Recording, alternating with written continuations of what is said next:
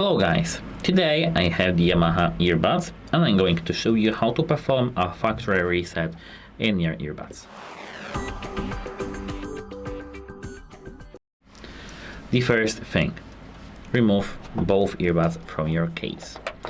The lights should be lighting up and down blue, or maybe not, it depends if you how settings you have set, which setting you have set.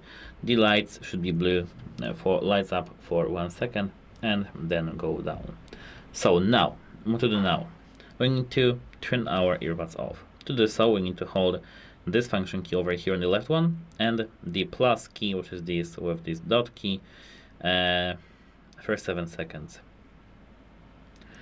These earbuds should be should flash for 1 second the left and the right earbud. Hold it. Now we have it here. Now we need to hold this function key on the left and minus on the right. This button over here.